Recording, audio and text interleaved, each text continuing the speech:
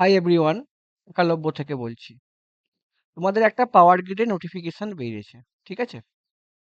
তো আমি এর আগেও তোমাদের যারা ফ্রেশার স্টুডেন্ট তাদের ঘরে প্রিপারেশনের জন্য বলেছি যে তোমরা কি কি রিক্রুটমেন্ট আসবে, তার এজ একটা বিশাল ভাইটাল। আমার একটা ভিডিও আমি ছেড়েছি, দরকার জানা দরকার।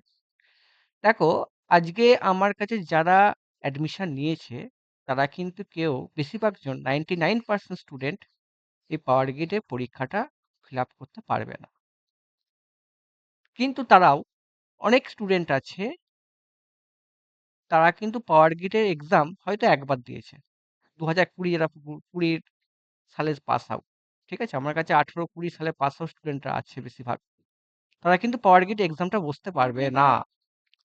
তার মধ্যে অনেকের 1 মাস, অনেকের 2 মাস বা কিছু দিনের জন্যে কাট আউট হয়ে গেছে এজের দিক থেকে।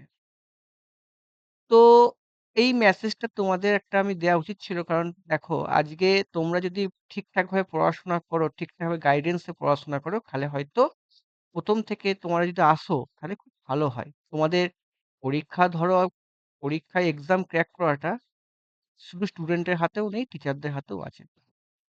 তো যারা আন্ডার 27 এর আন্ডারে আছো, মানে ধরো 25-26 বা তোমরা 23-24 এই এজের রেঞ্জে আছো, only diploma candidate, not BTech allow, only diploma যারা আছো তারা এই পাওয়ার গ্রিডে এক্সামটা বসতে পারবে। এবার পাওয়ার গ্রিডে এক্সামের জন্য কি কি ক্রাইটেরিয়া, কি কি জিনিস একটু জানা রাখা দরকার।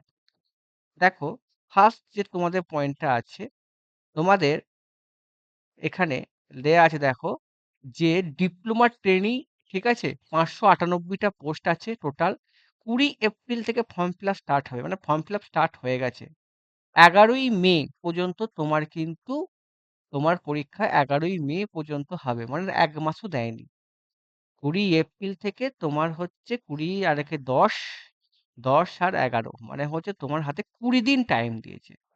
তোমার মিনিমাম এক্সাম ডেট ধরে রাখো, এই 20 এপ্রিলের পর থেকে মে, জুনে এক্সাম হবে। জুন বা জুলাই তোমার এক্সাম হবে, বেশি দিন টাইম তোমার দেবে না, ঠিক আছে? এই ক্রাইটেরিয়া। ইলেকট্রিক্যালে কটা পোস্ট আছে? বলছে ডিপ্লোমা ইলেকট্রিক্যালে 465টা পোস্ট, টোটাল 465টা ভ্যাকেন্সি আছে। আচ্ছা, আমি মানলাম, আমি এটা নেট থেকে ডাউনলোড করেছি, 465টা ভ্যাকেন্সি আছে, ঠিক আছে? আচ্ছা, তোমার বেসিক স্যালারি হচ্ছে, যখন ট্রেনিং হবে তোমার হচ্ছে 24,000 টাকা থেকে 1,08,000 পর্যন্ত তোমার হবে।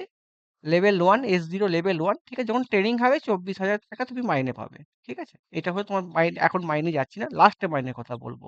কেন পাওয়ার গ্রিড, যে পাওয়ার সেক্টরের এক্সামটা কেন বেনিফিট স্টুডেন্টের? অনেকে বিটেক করে, ভাই বিটেক যারা করে গেট থ্রুতে হয়, ঠিক আছে?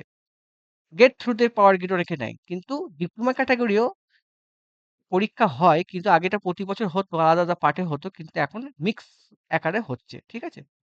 তো এটা একটা গেল। সেকেন্ড তোমার যেটা আছে সেটা শোনো, তোমাদের আরেকটা ভাইটাল পয়েন্টটা তোমাদের জানতে হবে, যে তুমি বিটেক কিন্তু এলাও না, যদি কোনো ডকুমেন্ট ভেরিফিকেশন তোমার চলে আসে তোমার কিন্তু কেস খেয়ে যাবে, ঠিক আছে? তো তুমি যে ট্রেনিং করো বা ডিপ্লোমা করো 3 বছরে, সেখানে তোমার 70% মার্কস কিন্তু পেতে হবে। রেগুলার 3 ইয়ার্স ডিপ্লোমা, ঠিক আছে? এবার যারা ভোকেশনাল আছো, দেখো যারা ভোকেশনাল আছো, ভোকেশনালদের ডাইরেক্ট সেকেন্ডারি অ্যাডমিশন নিয়েছো, তারা ওখানে ফোন করবে। তারা ওখানে ফোন করে, দাদা স্যার আমার এরকম কন্ডিশন, আমি কি পরীক্ষা ফর্ম ফিল আপ করতে পারবো, জেনে নেবে। কারণ পাওয়ার গেটে আমার কাছে ছেলে স্টুডেন্ট সংখ্যা আজ পর্যন্ত কেউ দেয়নি, তারা সবাই বুড়ো বয়সে ইচ্ছে হয় পড়াতে, ঠিক আছে? টিসিএল লক্ষ্য, ঠিক আছে? তো এইটা একটা বেনিফিট পয়েন্ট, মানে তোমার 70%, 70% মার্কস থাকতে হবে ফুল টাইম ডিপ্লোমা। যদি ধরো কেউ যদি ধরো জিলেট দিয়ে, যদি ধরো কেউ যদি ধরো ধরো ডাইরেক্ট সেকেন্ডারি অ্যাডমিশন দাও, মানে হচ্ছে যারা ল্যাটারাল আইটিআই করে, তারা কিন্তু ফোন করবে যে কি ব্যাপার, আমি কি বসতে পারবো, ওরা বলে দেবে। আপার এজ লিমিট হচ্ছে 11-5-2026-এর মধ্যে 27 বছর হতে হবে। আমার 80%, 99% স্টুডেন্ট, 99 99% স্টুডেন্ট কিন্তু এলিজিবিলিটি নেই। ঠিক আছে? এটা কিন্তু খুব ভাইটাল। কেন নেই তারা? কারণ হচ্ছে তারা তো বিটেক করেছে, ডিপ্লোমা করার পর বিটেক করেছে, এজ ওভার হয়ে গেছে। ডিপ্লোমা করা স্টুডেন্ট অনেক আছে, এজ ওভার। হয়তো পায়নি, হয়তো এত মানে ২০২০ র পর থেকে ভ্যাকেন্সি আসেনি। ২০-২১ এ হয়তো একটা ভ্যাকেন্সি এসেছিল আমার মনে পড়ছে না। একবারই দিতে পেরেছে। যারা ২০ সালে পাস আউট তারা একবারই দিতে পেরেছে এক্সামটা। ঠিক আছে? তো এটা একটা হিউজ ভ্যাকেন্সি। তার জন্য প্রপার সিস্টেমিক ওয়েতে পড়তে হবে। ঠিক আছে? ওকে? চলো। নেক্সট হচ্ছে ধরো তোমাদের এটাও একটা ক্রাইটেরিয়া দিয়েছি যে কবে হবে। ঠিক আছে? ২০/৪, ১১ এপ্রিল, এজ লিমিট হচ্ছে ১১/৫। সার্টিফিকেট পেতে হবে তোমার মানে তুমি ধরো যারা লাস্ট ফাইনাল ইয়ার তারা কিন্তু ১৫/৭/২০২৬ এর মধ্যে মানে তোমাকে কোয়ালিফিকেশন সার্টিফিকেট পেতে হবে। এটা একটা ফাইল। ১৫/৭ লাস্ট ইয়ার যারা আছো ডিপ্লোমা ক্যান্ডিডেট। ঠিক আছে? এটাও হয়ে গেল। আচ্ছা। তারপরে পয়েন্ট আউট হচ্ছে ভাই আমার মাইনে। কি বললাম? মাইনে। কারণ আমাদের এখানে মাইনেটা খুব ফ্যাক্টাল করে। মাইনেটা কি হচ্ছে দেখো, তোমাদের মাইনে হচ্ছে ৳২৪,০০০। ঠিক আছে? দাঁড়াও দেখি ভালো করে দেখি একটুখানি। দাঁড়াও। তোমার ৳২৪,০০০ থেকে 3% এরকম হচ্ছে যাই হচ্ছে যখন তুমি আফটার ট্রেনিং যখন হবে তখন ৳২৪,০০০ কিছু ডিএ, এইচআর নিয়ে ১২% বেসিক পে মানে ১২% বেসিক পে তুমি হয়তো পাবে। তুমি যখন মানে তোমার যখন হচ্ছে তুমি যখন ইয়ে হয়ে যাবে মানে তোমার হচ্ছে আফটার ট্রেনিং যখন হয়ে যাবে তখন বলছে অ্যানুয়াল তুমি বছরে ১২.৭ লাখ টাকা তুমি পাবে। মানে প্রতি বছরে তোমার মাইনে চিন্তা করতে পারছি না কত টাকা হবে। ঠিক আছে? অ্যাপ্রক্স ট্রেনিং এর পর মানে ৳১,০০,০০০ মাইনে পেয়ে যাবে। মানে প্রচুর টাকা মানে টিসিএল নোকের যোগ্য নয়, যা মাইনে আছে। বিশাল মাইনে। এবং কাজ করেও বিশাল আরাম। যারা কাজ করে বিশাল আরাম। তাদের ঘরে গোল্ড কয়েন, প্লাটিনাম কয়েন, রুপোর কয়েন সব দেয়, গিফট দেয় এমপ্লয়ারদের ঘরে। প্রচুর টাকা মাইনে। ঠিক আছে? হলো প্রফিট হলে। আচ্ছা। এবার ধরো সিলেবাস। কি বললাম? সিলেবাস। সিলেবাসের পরে আরেকটা গল্পটা বলে দিই। আমাদের পরীক্ষা ক নম্বর হবে সেটা আমাদের জানা দরকার। ঠিক আছে? পরীক্ষা ক নম্বর হবে। আমাদের পরীক্ষা যেটা হবে তোমাদের টেকনিক্যাল হবে তোমার হচ্ছে ১২০ নম্বর পেপার। ১ নম্বর করে হবে। ঠিক আছে? ২ ঘন্টার পরীক্ষা। আর নন টেকনিক্যাল হবে ৫০ নম্বর। এই নন টেকনিক্যাল এর মধ্যে ইংলিশ থাকবে, তুমি জিকে থাকবে, তুমি আ মানে অঙ্ক, রিজনিং এরকম টাইপের ৫০ টা প্রশ্ন তোমার থাকবে। সেটা আমরা পড়াবো, আমরা বলব। কি হবে না হবে। তো তুমি এই কদিনে ইংরাজি স্যার কোথা থেকে পড়বো, কি কোর্স নিয়ে ফেলবো না। তোমাকে ভাই ইংরেজিতে ১০ টা প্রশ্ন আসবে, আমার কাছে গাইড নিলে আমি তোমাকে কভার আপ করতে পারবো। আমি গাইডেন্স, কি করবে, তোমার মার্কেটে সোর্স এভেইলেবল আছে। আমি টেকনিক্যালটা দেখব। আমি নন টেকনিক্যাল YouTube এ অনেক টিচার পড়ায়। কি, কি প্রশ্ন আসতে, কি প্যাটার্ন আসতে পারে, কি দরকার সেটা আমি তোমাকে গাইড করব। ইংলিশে গাইড করব। এইখান থেকে পড়ো। এইগুলো করলে তোমার ভালো হয়। ঠিক আছে? এইটা তোমাকে আমি গাইড করব। এইটা একটা হলো। সেকেন্ড পয়েন্ট হচ্ছে আমাদের ইলেকট্রিক্যালের সিলেবাস কি? ইলেকট্রিক্যালের সিলেবাস এটা যেটা আছে আমি এক জায়গা থেকে কপি করেছি। Network theory, machine, instrument, power electronics, microprocessor, analog, মেজা আ তারপরে হচ্ছে তোমার হচ্ছে কি দিয়েছে? আ ইলেকট্রিক্যাল মেজারমেন্ট, হুম? তারপর হচ্ছে তোমার হচ্ছে ডিজিটাল ইলেকট্রনিক্স, তারপর হচ্ছে জেনারেশন, তারপর হচ্ছে ইলেকট্রিক্যাল বেসিক, ঠিক আছে? তারপর হচ্ছে ভাই engineering material, control system, circuit theory. Circuit theory, network theory একই, আমি যেখান থেকে কপি করেছি। তো আমার কথা হচ্ছে ভাই আমাদের মেইন যেটা subject machine, power system, measurement, power electronics, analogue, digital, microprocessor, ঠিক আছে? একটু কন্ট্রোল সিস্টেম, ঠিক আছে? আমরা পড়াবো। দাদা এতগুলো তুমি করাবে কি করে? ভাই আমার টেস্ট সিরিজ আছে। আমার টেস্ট সিরিজে আমি সেই জিস্ট করে পড়াবো কি, কি প্রশ্ন আসতে পারে। তোমাকে যদি বলে দিই ভাই আমার মেশিনে ধরো এতদিন আমি পেপার নিয়ে রিসার্চ করেছি, তারা আসবে। ধরো তুমি আমার কাছে এলে। আমি তোমাকে যদি বলে দিই ট্রান্সফরমারে এই জায়গা থেকে এই পয়েন্ট থেকে প্রশ্ন এসেছে একটা। সেই জায়গায় তুমি পড়ে নিলে। কোয়েশ্চেন আমি করাবো। ডিসি মেশিনের এইখান থেকে প্রশ্ন আসছে। আমার নোট আছে। আমার কোয়েশ্চেন থ্রুগ কনসেপ্ট নোট আছে। কিন্তু তোমরা যখন নতুন যেহেতু তারা নতুন তাদের করে পরীক্ষায় আমি বসতে বলব। ধরো ডিসি মেশিনে আমি বললাম আর্মেচার রিঅ্যাকশনটা এইখানটা এটা ইম্পোর্টেন্ট এই লাইন থেকে প্রশ্ন আমি পুরো বইয়ে মানে আমাদের যে ডিপ্লোমা যে বইটা আছে বিকে মেহতা, সেই বিকে মেহতা আমি নিজস্ব বইয়ে আমি হাইলাইট করে দিয়েছি আমার ইয়েতে। বইয়ে। সেটা তো আমি YouTube এ বলব না। সেটা আমি তোমাকে গাইড করে দেখাবো। মেশিনে এই জায়গা থেকে প্রশ্ন, পাওয়ার সিস্টেমে এই জায়গা থেকে আজ পর্যন্ত প্রশ্ন এসেছে। আমি পুরো বইটাকে পুরো হাইলাইট, আন্ডারলাইন করে দিয়েছি। সেটা তোমাকে গল্প করে বলব। আমি তোমাকে কোয়েশ্চেন থ্রুগ কনসেপ্ট এর বই দেবো, আমার নিজস্ব বই দেবো এবং আমি তোমাকে এক্সাম ওরিয়েন্টেড প্রশ্ন দেবো যেটা তুমি পরীক্ষায় কমন পেয়ে যাবে। কোয়েশ্চেন থ্রুগ কনসেপ্ট দিয়ে আমি তোমাকে বুঝাবো এই পয়েন্টগুলো ইম্পর্টেন্ট। মানে ফার্স্ট যারা আসবে, যারা ফ্রেশার তাদেরকে আমি পড়াবো না। তাদেরকে নিজেকে পড়তে মানে ধরো মেশিনে ট্রান্সফর্ম দিয়ে কি, কি আজ পর্যন্ত প্রশ্ন এসেছে সেটা আমি বইয়ে হাইলাইট বইয়ে আমি নিজস্ব আমার বইয়ে কোন, কোন লাইন থেকে আমি বইয়ে পুরো আন্ডারলাইন করে দেবো। এই লাইন থেকে আজকে প্রশ্ন। এটা ফ্রেশার্সদের জন্য।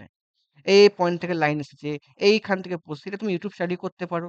পাওয়ার ইলেকট্রনিক্স, ডিজিটাল সব।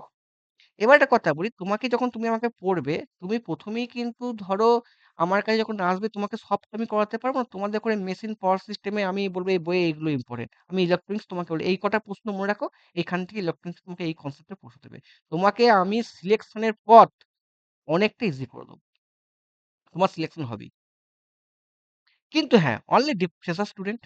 কারণ ফ্রেশার্সদের করে আমি একটা কথা বলেছি, ভাই তুমি না পড়লে, তুমি ধরো তোমার কনসেপ্ট জানো, ভাই তুমি বই না পড়লে কনসেপ্ট আসবে না। যেটা তুমি বুঝতে পারছো সেটা ইউটিউব রিসার্চ করো, সেটা আমাকে জিজ্ঞাসা করো, তোমার গাইডেন্স হিসেবে আমি থাকবো। ঠিক আছে? মানে তোমাকে কোনোদিনই ভাই ট্রান্সফর্মার থেকে পাওয়ার সিস্টেমের লিঙ্ক আছে।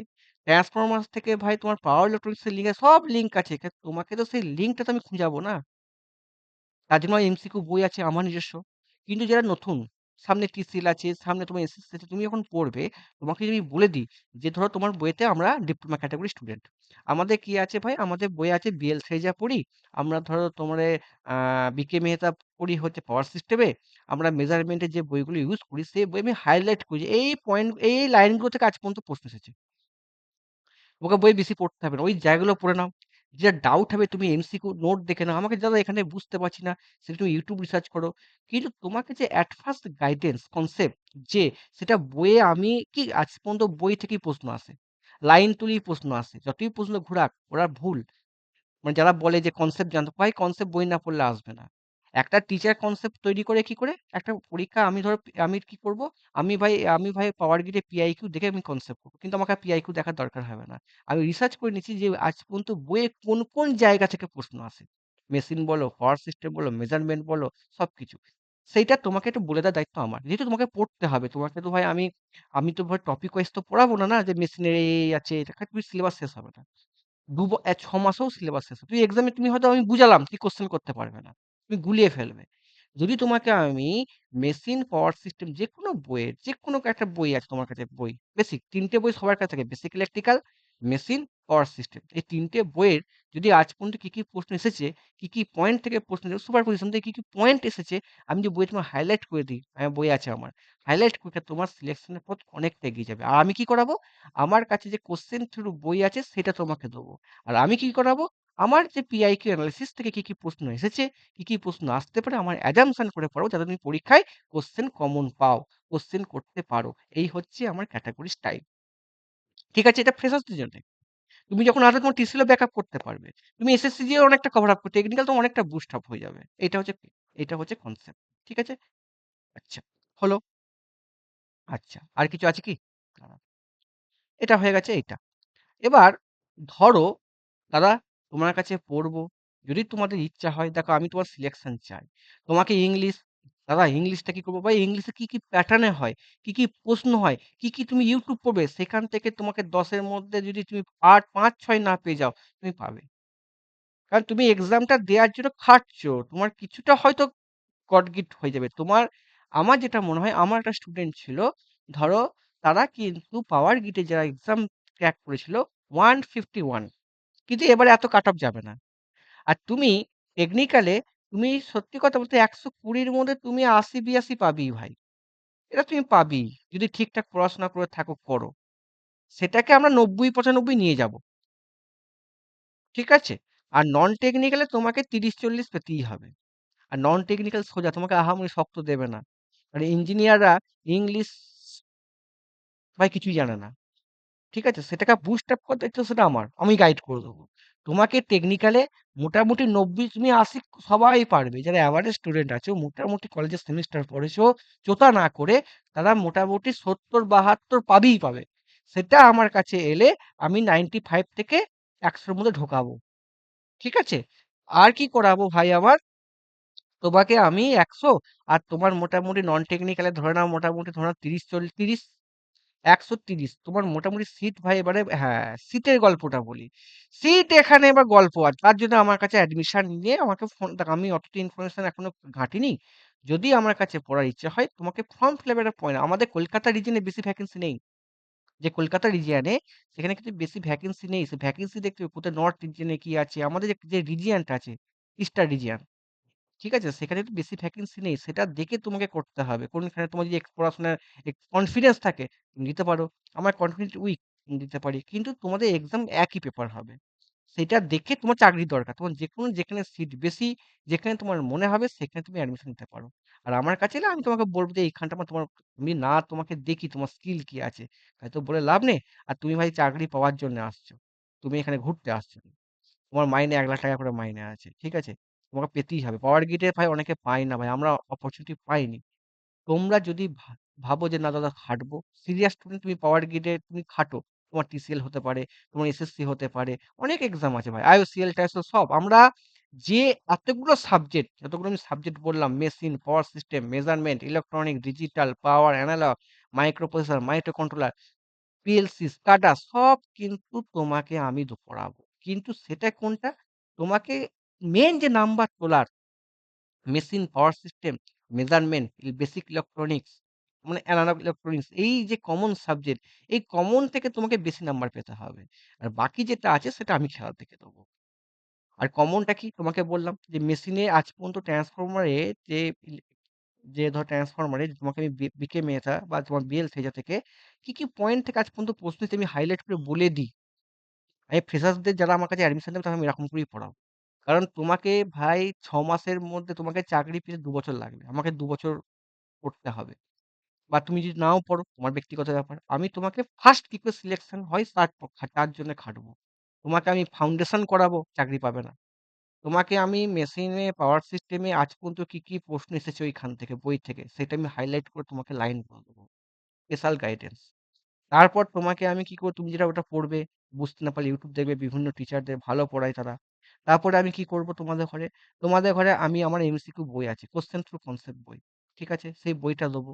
সেই বইয়ে তোমার টোটাল ১২-১৪ খানা পার্ট আছে। ঠিক আছে? সেটা তোমাকে আমি দেবো। আর তোমার টেকনিক্যাল সিলেকশন হবে না কেন? জেবি গুপ্তার বাবা ওই বইটা। ঠিক আছে? তোমাদের সব টিচাররা রেকমেন্ড করে, জেবি গুপ্তা, এদের বাবা এই বইটা। যদি তোমরা অ্যাডমিশন নিতে চাও, বুঝতে পারো। ঠিক আছে? আমার ফিস বিশাল কিছু ফিস নয়। ঠিক আছে? বিশাল কিছু ফিস নয়। যে ফিসটা আমার আছে, ওয়ান টাইম ফিস যেটা আছে, সেটা হচ্ছে তোমার ধরো, ওয়ান টাইম ফিস হচ্ছে, অ্যাডমিশন ফিস হচ্ছে 3000 রুপিস। তোমাকে অ্যাডমিশন নিতে হবে। অ্যাডমিশন মানে কি? তুমি আমার এমসিকিউ বই পাবে। সে এমসিকিউ বই, আমার নোটস, আমার অ্যানালিসিস।